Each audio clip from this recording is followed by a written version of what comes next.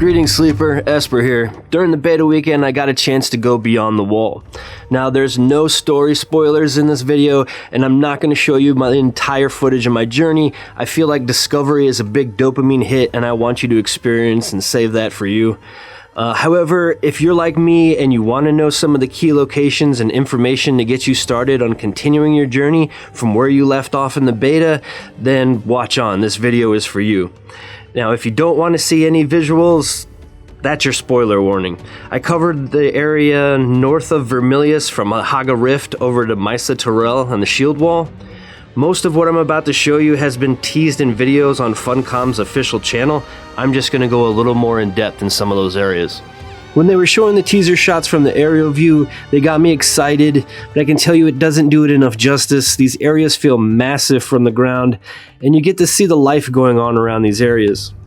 One area that they teased was Mysa Tarill, and it got my imagination going, so I wanted to try and find that spot as well as some of the markers on my map that were saying they were my next quests. I'm going to start in the Hagga Rift and work my way east by northeast across the map. One area they teased was the Hagga Rift, and as soon as you drive into this area, it's a lot of basalt and copper to be had.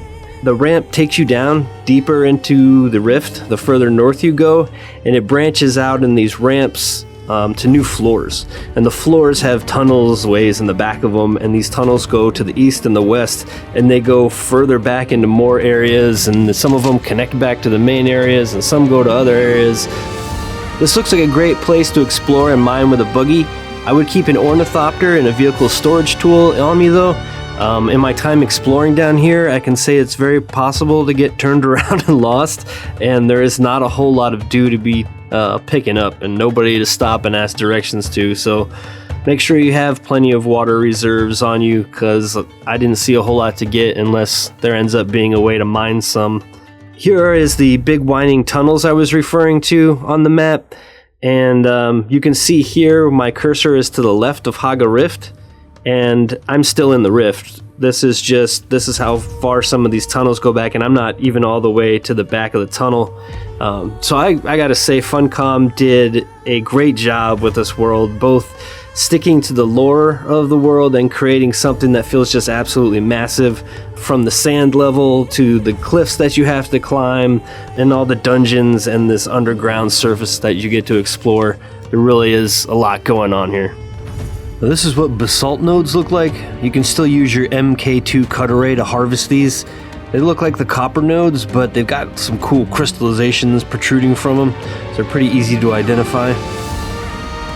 Next up is the Harkonnen Rift Watch. This is going to be the faction outpost area for them, and up ahead is the Quartermaster. The Atreides versions of this stuff is up near the shield wall.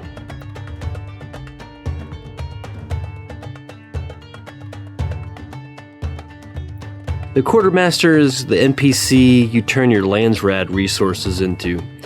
So, like if House Talgari wanted spice-infused steel dust, this is where you would take it to. Once you find one of the houses inside the Hagga map, you can then do the turn-ins for them at these NPCs. This is the area for the quest Put Out the Eyes. The rock cliffs here were just filled with small camps of rebels. There were also a set of ruins over here, so it's possible this is a trial location as well. We'll have to see when the game goes live. This will be one of the first places I come to in the area to farm blood.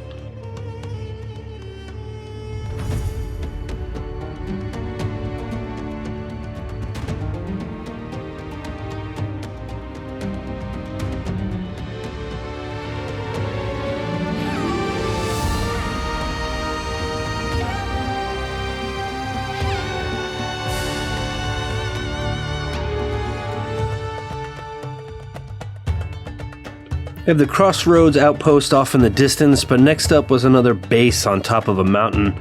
Funcom teased this one, and I thought it was a player-made base, but it's not. It's an NPC base, and it looks friggin' awesome from below. It even has all these spotlights around it. This is what Carbon looks like. It's a big onyx rock. You're gonna need that hefty two-handed cut array to chip away at these nodes. At the top of this peak, it's the Crossroads outpost. House Talgari is in there. They have a representative, there's a vendor in there, and there's a trainer. It looked like the Swordmaster, but I'm not really sure. Then across from that was finally what I was searching for. It looks like a giant siege in Mysa Tarill.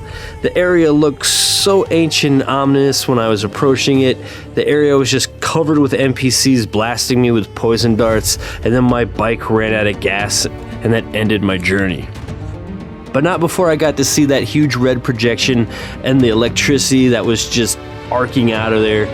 Look really cool. It's truly awesome, and I can't wait to come here and farm this with my group. I really think the Bene Gesserit is going to get something out of having the poison resist here, so I would keep that in mind when you're doing this area. I think it's going to be a key location. This is going to be somewhere where you need to farm diamondine dust, which you're going to need for high-end ornithopters and other vehicles. You're going to need the carbide scraps, the sand trout leathers, and still suit tubings. And not to mention this is an intel spot, and there's a lot more going on behind that projection. So I'm sure that there's a constellation chest in here somewhere.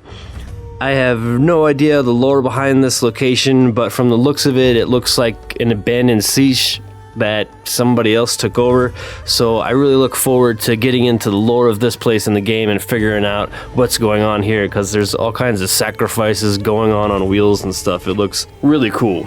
Next time we'll be diving into the PvP system. I'm excited to make that video. I got to try out some things with my friends, and the PvP system is looking pretty neat.